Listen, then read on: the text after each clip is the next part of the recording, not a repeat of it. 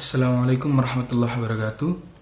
Alhamdulillah, alhamdulillahilladzi anzala as-sakinata fi qulubil mu'minin liyazdadu imanan ma'a imanihim. Asyhadu an la ilaha illallah wahdahu la syarikalah wa asyhadu anna Muhammadan abduhu wa rasuluh. Qala Allah Ta'ala fil kitabihil karim, a'udzu billahi minasyaitonir rajim.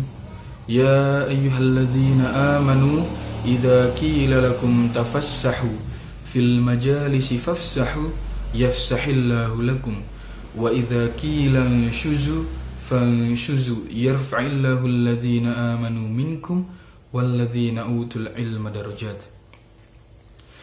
Alhamdulillah, segala puji bagi Allah Subhanahu wa taala yang Maha Pengasih tak pilih kasih, yang Maha Penyayang tak pandang sayang. Shalawat serta salam mudah-mudahan tetap tercurahkan atas junjungan Nabi Agung kita Nabiullah Muhammad sallallahu alaihi wasallam yang telah memberikan petunjuk kepada kita, yang telah menunjukkan kepada kita yang mana yang hak dan mana yang batil, telah memberikan kepada kita tauladan-tauladan yang baik. Beliau adalah suri tauladan yang terbaik di muka bumi ini. Maka dari itu sepatutnya kita untuk mencontoh apapun yang dilakukan oleh Nabi Muhammad Rasulullah SAW sebagai Nabi dan Rasul kita. Ma'asyiral muslimin rahimani wa rahimakumullah. Allah Subhanahu wa taala berfirman dalam surat Al-Baqarah, Ya ayyuhalladzina amanu kulu mimma fil ardi halalan thayyiba.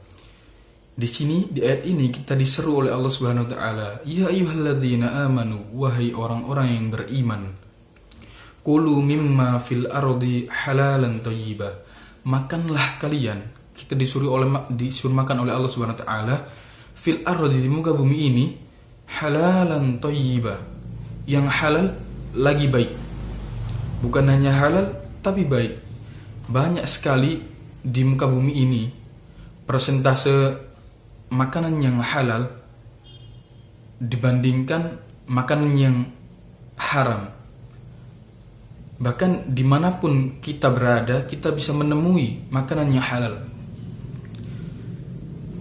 Di ayat ini bukan menunjukkan kepada kita, bukan memberitahu kepada kita untuk memakan hal yang halal saja, tapi harus juga baik.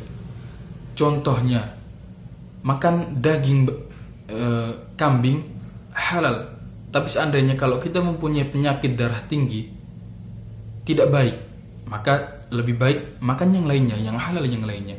Contoh satu seperti itu, contoh kecilnya. Masih banyak lagi yang lainnya, contoh-contoh.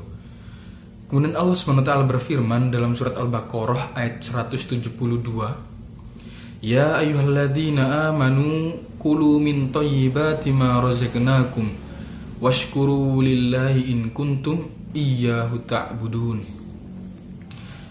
Yang artinya, ya ayyuhalladzina amanu, wahai orang-orang yang beriman. Sekali lagi kita diseru oleh Allah Subhanahu wa taala, dipanggil sebagai orang-orang yang beriman.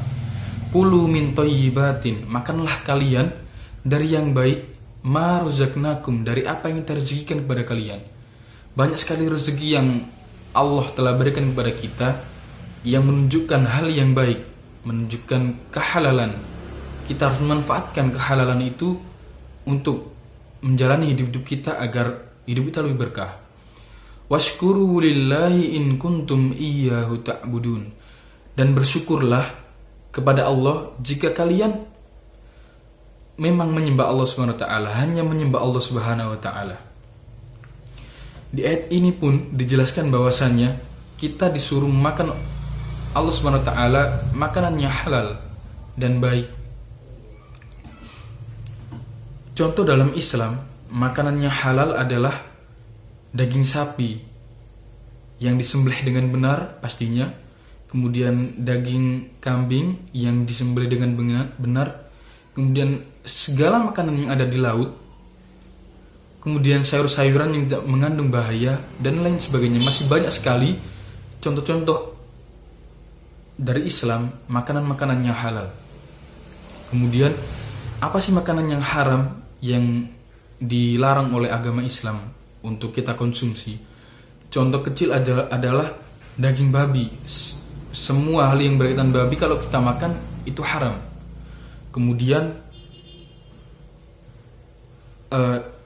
hewan atau binatang ternak yang terjepit, tidak disembelih ya, tapi terjepit kemudian meninggal, atau kemudian tiba-tiba meninggal kemudian menjadi bangkai tanpa kita sembelih saat dia masih hidup, itu juga haram di dalam agama Islam.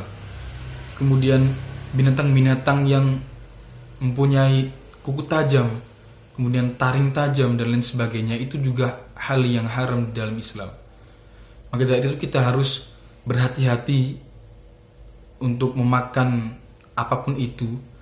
Kita harus mengetahui apa yang akan kita makan sebelum kita makan, dan kita harus waspada juga dengan apapun yang berada di luar sana. Adapun juga yang namanya madorot. Kalau seandainya kita dalam keadaan madorot atau keadaan yang mendesak, kita boleh makan hal-hal yang haram. Tapi jangan sampai perut kita kekenyangan, itu tidak boleh. Contoh saja, kita terdampar di dalam sebuah pulau. Kita terdampar di sebuah pulau yang tidak ada apa-apa, tidak ada sapi, tidak ada hal-hal yang halal kecuali daging babi. Kita boleh makan daging babi asalkan tidak sampai kenyang. Itu adalah suatu keringanan di dalam Islam. Betapa baiknya Islam kepada hambanya, betapa baiknya Islam mengatur kehidupan manusia. Mungkin sekian dari saya. Jangan lupa subscribe, like, dan komen. Dan hanya ini dari saya. Selebihnya saya mohon maaf kalau ada kata-kata yang salah. Assalamualaikum warahmatullahi wabarakatuh. See you again.